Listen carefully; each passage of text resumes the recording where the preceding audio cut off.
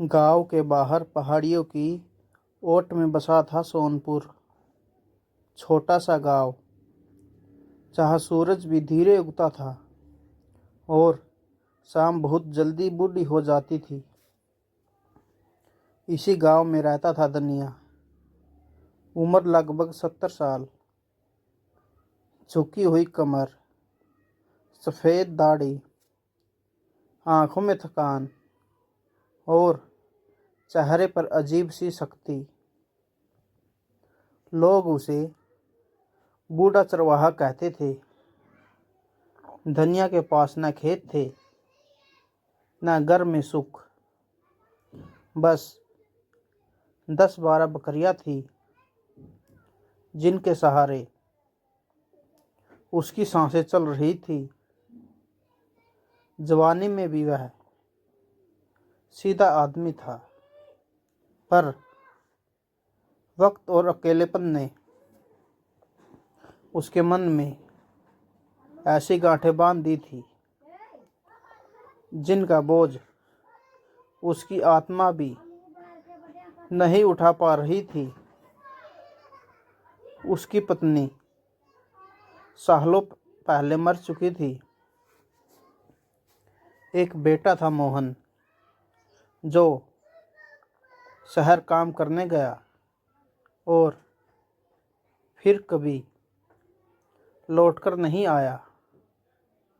न कोई खबर, न चिट्ठी। धनिया अकेला रह गया, पूरी तरह अकेला। अकेलापन धीरे धीरे जहर बन गया। दिन भर वह बकरियां चराता, पेड़ों की छांव में बैठा रहता। गांव के लोग उसे देखते तो इज्जत से राम राम कह देते, पर दिल से कोई उसका नहीं था।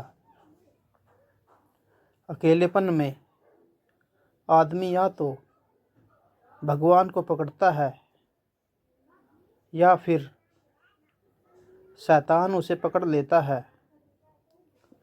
धनिया के साथ दूसरा हुआ। गांव में कुछ साल पहले आई थी राधा। उम्र मुश्किल से 20-21। मायके से दुखी होकर ब्याह के बाद यह आई थी। पति सीधा साधा किसान शिवम। राधा की आंखों में मासूमियत थी, चेहरे पर हमेशा संकोच। वह जब भी कुएं से पानी भरने जाती, सिर झुकाकर चलती। पहली बार जब धनिया की नज़र उस पर पड़ी तो वह सिर्फ एक नज़र नहीं थी, वह नज़र एक बीज थी जो आगे चलकर जहर का पेड़ बनने वाली थी।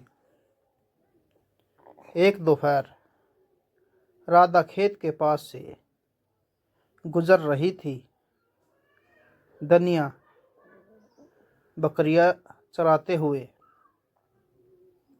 पेड़ के नीचे बैठा था। राधा ने सिर उठाकर गलती से उसकी तरफ देखा। बस इतना ही काफी था। धनिया की बूढ़ी आंखों में कुछ अजीब सा जाग गया।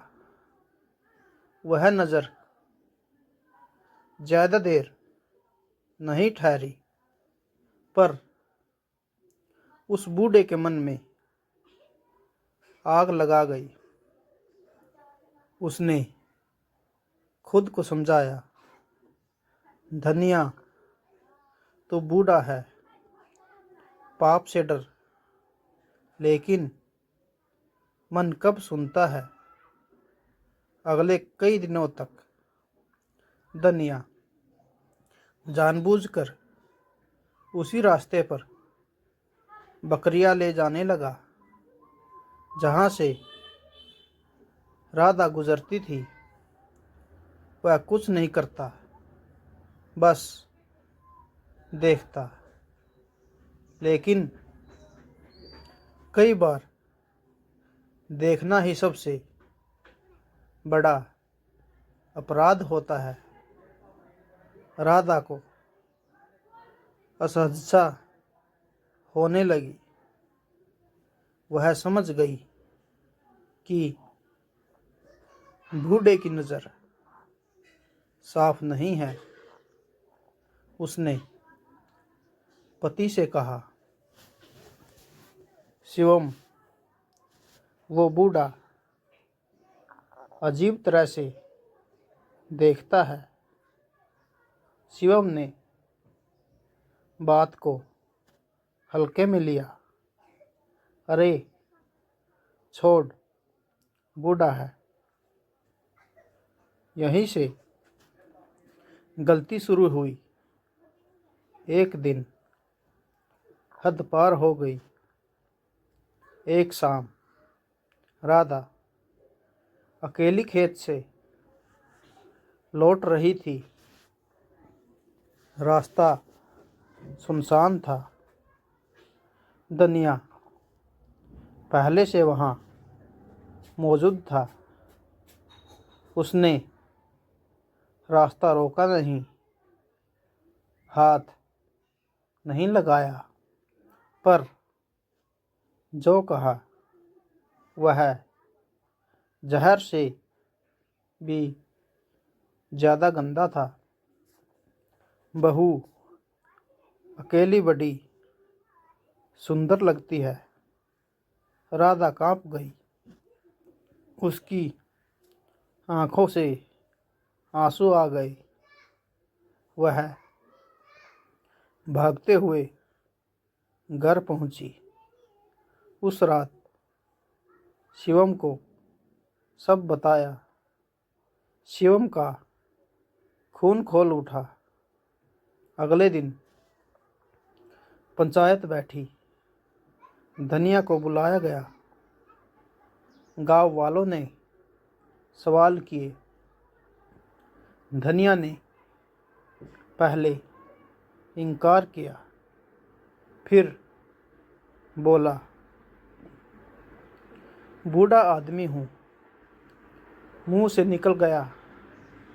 पंचायत ने उसे चेतावनी दी, आज के बाद अगर इसकी तरफ आंख उठाई तो गांव से निकाल दिए जाओगे। धनिया चुप रहा, लेकिन अंदर उसका मन और जहरीला हो चुका था। बदला लेने की आग अब राधा को देखकर उसके मन में शर्म नहीं, नफरत नहीं। अगर मैं बुरा हूँ तो सबको बुरा बना दूंगा। कुछ दिनों बाद गांव में अफवाह फैल गई। राधा का किसी से चक्कर है। किसने फैलाई? किसी ने नहीं देखा, पर अफवाह की जड़ वही बूढ़ा था।